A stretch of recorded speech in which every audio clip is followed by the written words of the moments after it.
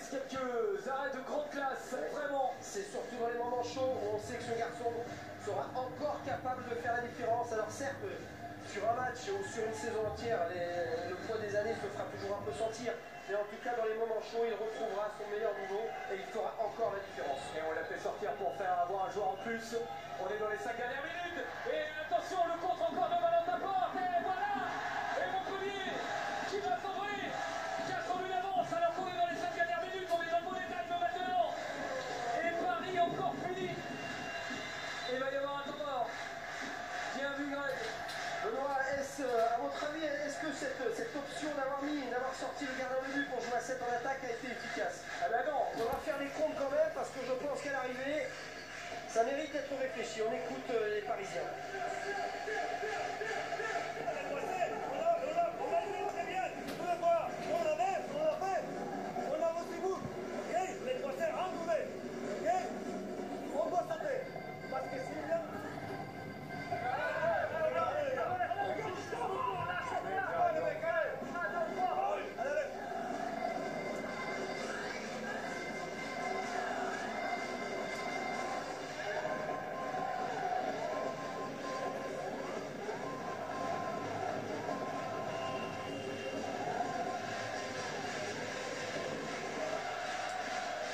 On vous laisse profiter quand même de cette ambiance qui est extraordinaire. Et messieurs, juste pour revenir sur ce que vous disiez sur l'option du Paris Saint-Germain de faire sortir plus souvent le gardien, en fait c'est Thierry Omeyer qui l'a un peu imposé à ses coéquipiers et qui le sentait comme ça pour revenir dans la partie. C'est lui qui insistait, qui demandait à Luc Caballo, à Miguel Hansen de sortir très très vite. Ensuite pour lui rentrer, mais c'est lui qui voulait sortir en premier. Thierry Omeyer qui veut que son équipe revienne. Et de toute façon maintenant ils vont plus avoir le choix, maintenant c'est la stratégie qu'il va falloir parce que 3 buts de retard pour le Paris Saint-Germain, le chrono qui va tourner et les Montpelliérains qui ont quand même l'expérience de gérer ce genre de situation vont maintenant devoir de manière intelligente faire aussi tourner le chronomètre qui va être l'un de leurs alliés dans cette fin de rencontre.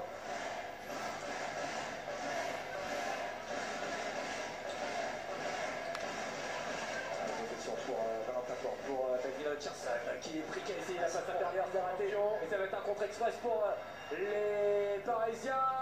On va être Miner qui s'envole et qui rapproche déjà les Parisiens à 2 buts. Et qui a refroidi tout Bougnol là d'un seul coup. Mais oui, Richardson, attention, pas trop vite, on a le temps, côté Montpellier. C'est plus maintenant aux Parisiens de faire les efforts nécessaires pour revenir au score que de Montpellier s'est jeté corps et âme dans la bataille. Et la lucidité aussi parce que le match a été tellement intense, tellement physique, on l'a vu. Certains joueurs en manque d'oxygène à l'image de Valentin Porte tout à l'heure, le voici.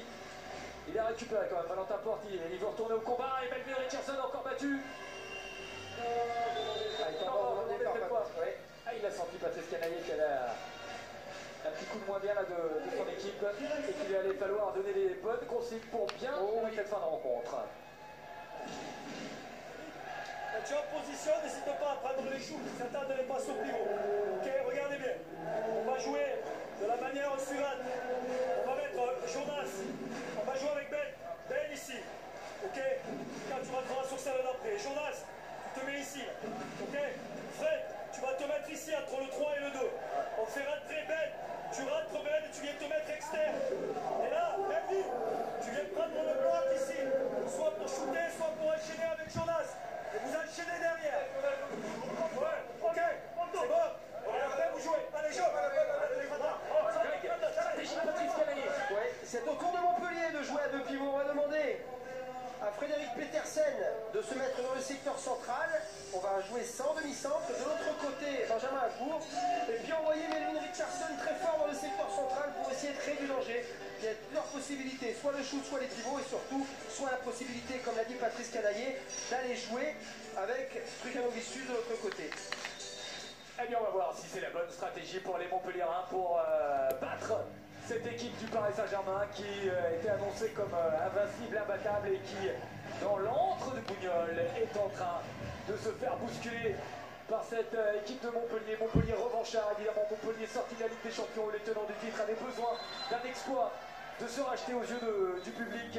Après cet échec en Ligue des Champions, ils sont en train de le faire ce soir. Est-ce que les Montpelliérains vont rester tout de suite en 2 pivots? Oui. est-il levé? Va-t-il falloir tirer rapidement? Bras levé, ça va tirer vite. Pourquoi pas Melvin Richardson? Ah, c'est ce qu'il lui a demandé, Patrice Canet, mais pour ça, faut avoir une ouverture. Là, il a trouvé l'ouverture. Oh là là! Oh là là là là là là là là!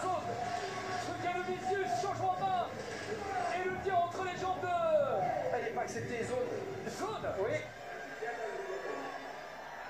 Et là, l'arrêt de Vincent. Aïe, aïe, aïe, aïe, c'est sifflé aussi. 31-29. Que c'est tendu. C'est quand même incroyable, hein, parce que Montpellier qui nous fait un match exceptionnel depuis le début est là. Pourquoi être en zone? Pourquoi? Souci ne pas laisser tirer Lucas Ballot dans un angle, certes pas trop fermé. Alors Lucas Ballot nous a fait un festival de shoot depuis le début du match, mais enfin lui aussi a de temps en temps le droit de rater des tirs. Là pour le coup, on va envoyer Uwe Gensheimer. C'est peut-être le tournant du match. Oh oui. C'est un moment important. Paris peut revenir à un but de Montpellier. Et le PSG revient. Et le PSG revient sur Montpellier 31-30. Le PSG est en train de le faire. Le PSG plus fort peut-être. On va le voir. Il reste un petit but au Montpellier qui tout à l'heure avait un matelas de 4 buts à défendre dans les 5 dernières minutes. Et la puissance parisienne, le talent parisien en train de bousculer dans les 2 dernières minutes les Montpelliérains. Montpellier doit marquer sur cette possession. Sinon, ça sera très difficile de bien finir ce match. Allez, on est dans les 2 dernières minutes. Montpellier a le ballon. On va demander à Melvin Richardson une fois de plus d'aller peser sur la défense. Richardson, il est bien pris, ils le savent. Les Parisiens, et encore tir au meilleur. Ils n'ont pas marqué. Possession pareil qui peut revenir. Bougnoul qui va siffler. Mais ça ne servira à rien. Tir au meilleur qui va sortir. Vous la sentez la séance de pénalty, Benoît? Ah oui, c'est vrai que nous sommes en coupe, on pourrait avoir une séance de tir au but en effet, Greg. Ah, ça vous ferait plaisir, vous, hein, ça vous ferait plaisir. On prolongerait un petit peu plus le plaisir d'être dans ce palais des sports avec les 2 meilleures équipes françaises actuellement. Ah, et avec 2 gardiens extraordinaires, hein, Vincent Gérard et Thierry Meilleur aussi. On est dans la dernière minute. Attention, mais on sait comment ça va être très vite. Le pivot, l'arrêt de Vincent Gérard, le contre peut-être et Montpellier, voilà. Voilà le contre et voilà cette stratégie encore de sortir le gardien qui permet à Montpellier de prendre un but, 2 buts d'avance. 2 buts d'avance à 40 secondes de la fin du match. Ah, il faut tirer très vite à côté Paris, surtout ne pas attendre. Et il marque très vite comme on l'a demandé, Greg. 30 secondes, le public est debout. La salle va chavirer. Est-ce que les Parisiens vont jouer le pressing tout de suite? Non. Les arbitres peuvent lever la main en estimant qu'il y a une zone d'anti-jeu. Ça, c'est un jeu pour Michael Guigou. Et regardez le pressing tout terrain là des Parisiens pour récupérer la balle. Mais Richardson, ça vaut de l'or. Oh, l'arrêt de tir en meilleur. Et Paris qui va remettre la main sur la balle. Oh là là là là, dernière possession, 3 secondes. Ah, c'est gagné. C'est gagné pour le Montpellier Handball qui réalise l'exploit de sortir le Paris Saint-Germain, le tenant du titre de la Coupe de France. Vient de tomber. Et vient de tomber où? À René Bougnoul.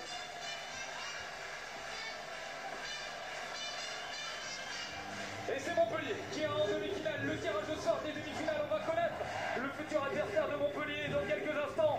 C'est le premier échec de la saison pour le Paris Saint-Germain Handball, qui aura l'occasion de se refaire en Ligue des Champions, qui est en tête du championnat et bien parti pour gagner le championnat, et qui surtout a ce grand challenge.